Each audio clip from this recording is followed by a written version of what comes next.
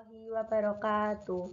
Perkenalkan, nama saya Anissa Noraini, NIM 14014219293, Prodi PGSD dari Rombel H.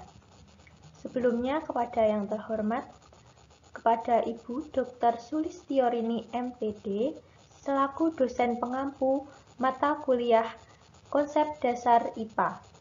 Di sini saya akan mempresentasikan tentang ciri-ciri keanekaragaman makhluk hidup, klasifikasi hewan dan tumbuhan, serta mikroskop. Pengertian makhluk hidup.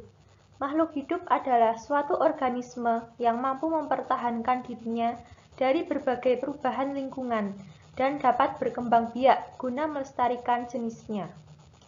Ciri-ciri makhluk hidup. Yang pertama, makhluk hidup berkembang biak.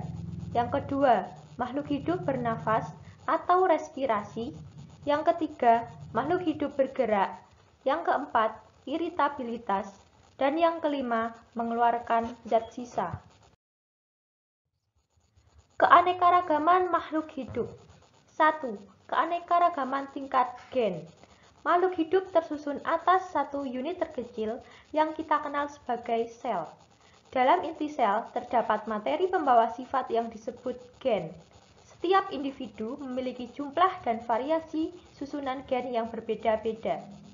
Yang kedua, keanekaragaman jenis. Variasi warna pada ikan dan warna bunga menunjukkan adanya variasi dalam tingkat jenis makhluk hidup. Variasi ini disebabkan karena adanya rekombinasi atau pencampuran gen dalam jenis tersebut sehingga melahirkan variasi yang lebih beragam. Yang ketiga, keanekaragaman tingkat ekosistem. Suatu ekosistem terdiri dari komunitas hewan, tumbuhan, dan mikroorganisme, lingkungan abiotik di mana semua makhluk hidup tersebut berada. Kedua komponen ini saling berinteraksi satu dengan yang lainnya dengan berbagai yang berperan dalam siklus materi dan energi.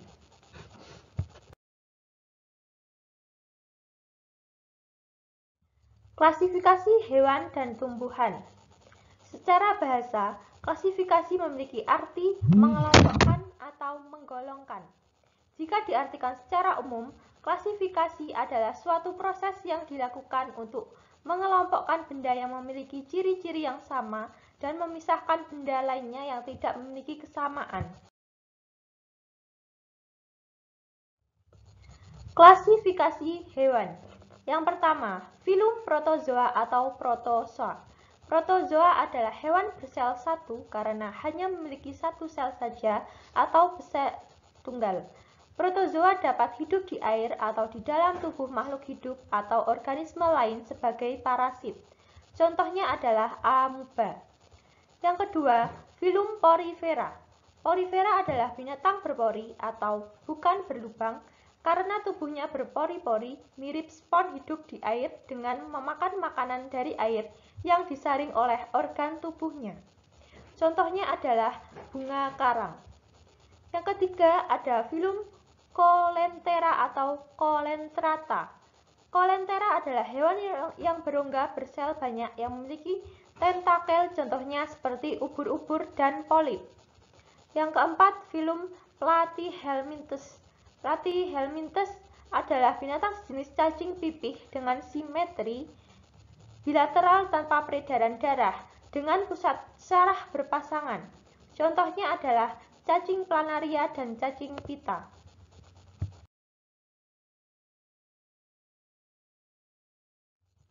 Kemudian ada klasifikasi tumbuhan. Yang pertama, Talopita adalah tumbuhan talus, merupakan tumbuhan yang struktur tubuhnya masih belum bisa dibedakan antara akar, batang, dan daun. Contoh golongan jamur dan alga. Yang kedua, Bryophyta. Tumbuhan ini sudah menunjukkan diferensiasi tegas antara organ penyerap hara dan organ fotosintetik, namun belum memiliki akar dan daun sejati. Contohnya adalah lumut. Yang ketiga, Pteridophyta. Tumbuhan ini adalah sekelompok tumbuhan yang telah memiliki sistem pembuluh sejati tetapi tidak menghasilkan biji untuk reproduksi. Contohnya adalah paku-pakuan. Yang keempat, spermatopia, meliputi golongan tumbuhan berbiji baik keping 1 monokotil maupun 2 dikotil. Contohnya yaitu pinus dan jati. Kita masuk ke mikroskop. Yang pertama, pengertian mikroskop. Mikroskop adalah alat optik yang berguna untuk alat bantu dalam melihat dan mengamati benda-benda yang ukurannya sangat kecil, sehingga tidak mampu dilihat dengan hanya mata telanjang. Jadi, secara sederhana, mikroskop adalah alat bantu untuk melihat benda-benda berukuran sangat kecil atau mikro. Fungsi mikroskop.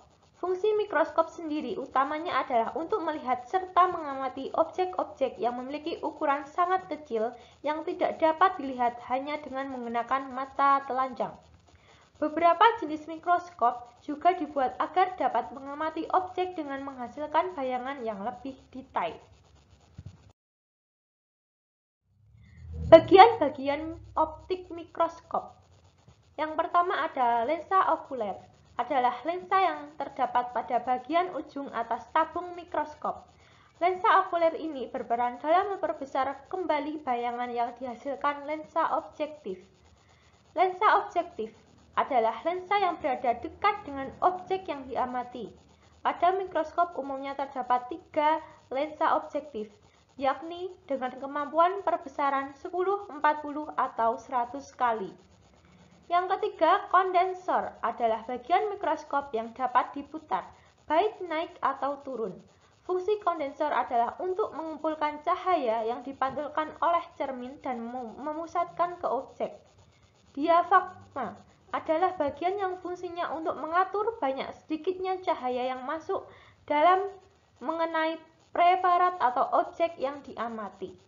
Yang terakhir ada cermin, adalah bagian yang berfungsi untuk menerima dan mengarahkan benda yang diterima oleh mikroskop. Kemudian ada juga bagian-bagian mekanik mikroskop. Revolver adalah bagian yang fungsinya untuk mengatur perbesaran lensa objektif yang diinginkan oleh pengamat. Yang kedua ada tabung mikroskop, adalah bagian yang fungsinya untuk menghubungkan lensa objektif dan lensa okuler pada mikroskop. Yang ketiga, lengan mikroskop, adalah bagian yang fungsinya sebagai tempat pengamat ketika memegang mikroskop.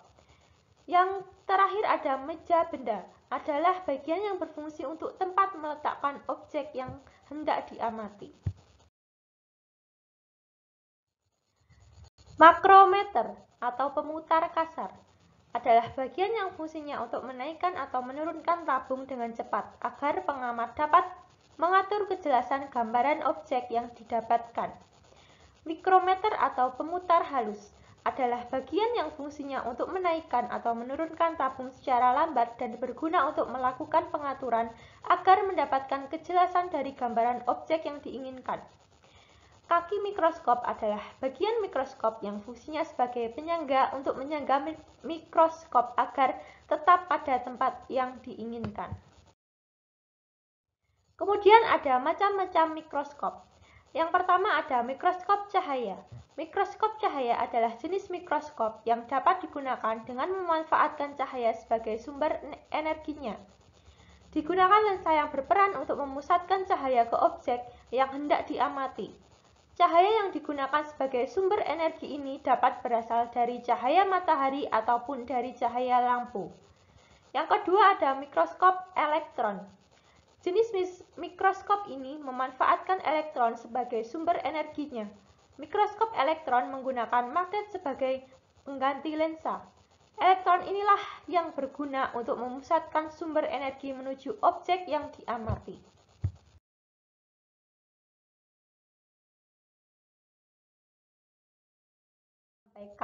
Kurang lebihnya mohon maaf, dan di situ saya sertakan sumber beserta tanggal saya mengunduh sumber materi tersebut. Sekian dari saya, kurang lebihnya mohon maaf. Wassalamualaikum warahmatullahi wabarakatuh. Terima kasih atas perhatiannya.